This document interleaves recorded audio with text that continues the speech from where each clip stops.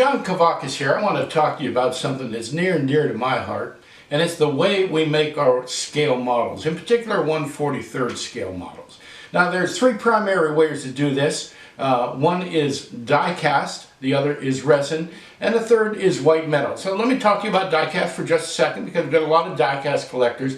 It certainly has its advantages. There's a lot of sharpness in detail. Die cast can give you opening features, engine detail, chassis detail. If you like those sort of things, they're available in die cast. And now one of the drawbacks, at least as far as I'm concerned, is they make quite a few more of them. The production runs can be very high, but one of the advantages is they're generally less expensive because of that. So die cast certainly has a place on my shelves. I'm sure you have some too. The second place is resin. Now resins come on pretty strong the last 10-12 years or so. Most of them are made over in China. We got some made in the Ukraine and a few other pockets here and there. But they can be incredibly accurate. Details can be very sharp. They are relatively inexpensive. Now they're more expensive than die cast, but the production runs are significantly smaller with resin. And the thing is, as they make them, they're hands-on, they're handmade. But again, most of them are made over in China. They're made in factories. They're made in large rooms, large tables. A lot of people sitting around the tables.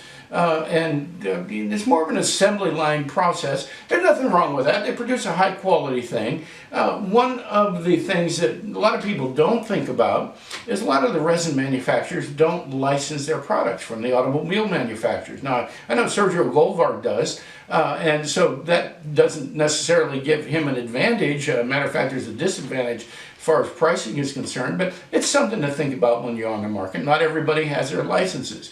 But I'll tell you something, resin has a prominent place in my collection. I can appreciate them. They are somewhat fragile. You can't handle them very much, so you got to be very careful. Part of that is because of the incredible detail that comes with it, but they're very lightweight, very fragile, something I would call insubstantial, although not a lot of people are going to worry about whether or not they feel substantial. So then we have white metal. Now, white metal is where my heart is. White metal used to be called charming. So if you take a look at the white metal models that came out in the 80s and the early 90s or so, charming was a pretty good word to describe them. They were nice, they were relatively accurate, but detail was lacking somewhat. Paint was pretty thick, that sort of thing, and that kind of ran through the entire white metal industry. But lately, with new technology, with new techniques, white metal can be just as detailed as resin. It can be just as sharply cast as resin. Now, prices on white metal are higher. They're considerably higher, but for what the money you pay for a white metal, there are a number of advantages, and one of them is exclusivity. The production runs are quite a bit smaller than resin, and certainly significantly smaller than die cast, and so I like that. One of my motivations in collecting is having something exclusive, have something that there aren't very many of them, that I feel special in owning that. Now maybe that has value to you, maybe it doesn't. For me it's a big plus. But the other thing is that these things are incredibly handcrafted.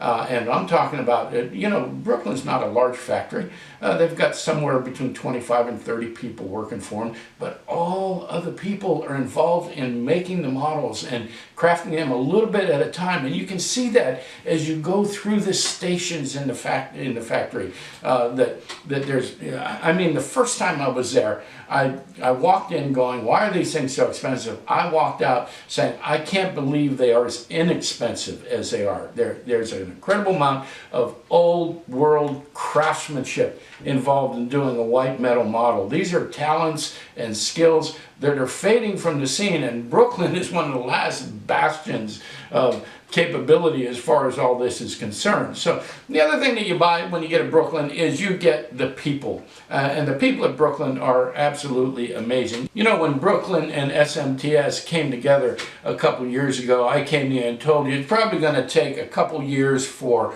things to settle down and for us to see the advantages of the synergy. between the two companies. Well, we didn't know what was coming down the pike because those couple of years have been pretty amazing.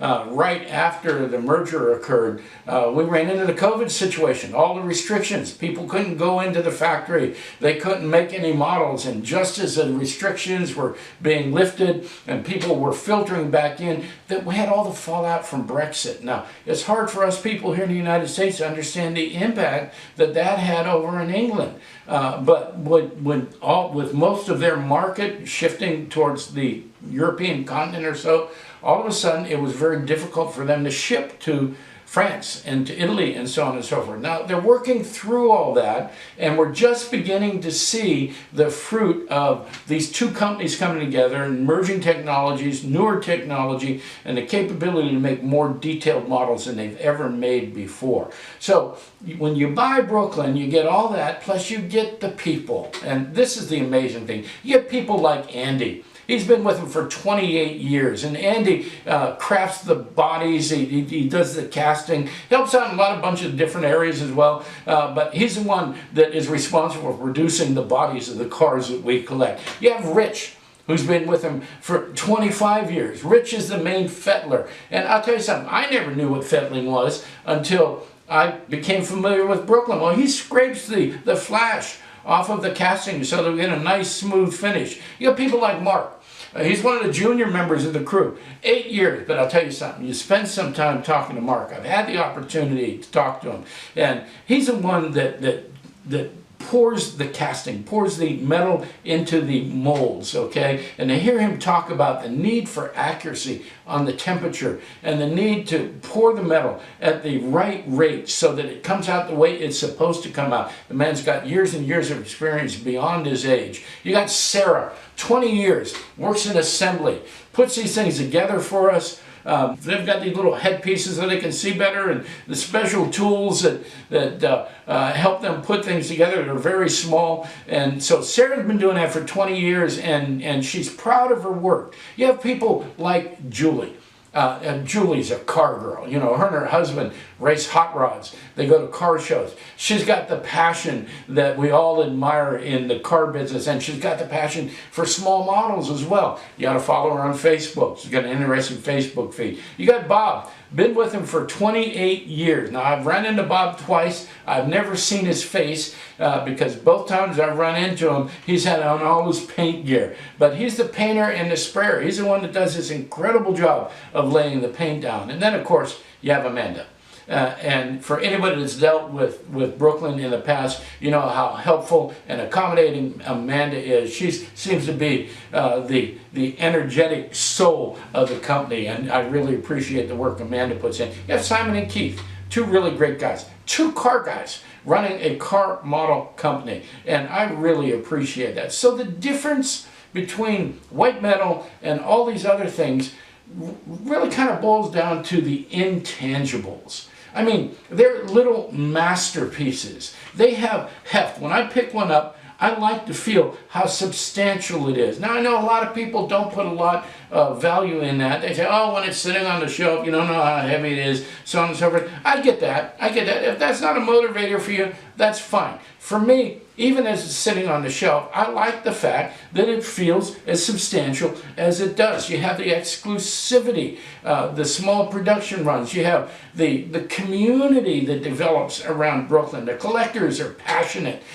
You know, the clubs, the NABCC, the BCC, the forums and everything where we're exchanging pictures and tips and sharing sales and so on and so forth. The personal acquaintances with the collecting community, the passion that they have, and with the people that make the models. And for me, all of that funnels down into when I open up that box and I see that model for the first time, and I hold in my hand something that I know has been meticulously crafted with tremendous care and an incredible amount of man hours and time. And it looks, for me, it looks back on a time when people appreciated quality over quantity, when they bought heirlooms that they wanted to hand down to people that they loved and the people in their family, when they enjoyed the satisfaction of knowing that they have come into possession of something very special. That's what buying a Brooklyn is about. For me, that's what white metal is about. I hope you get to enjoy the same things. Hey, thanks for spending some time with me. I'll be back again real soon.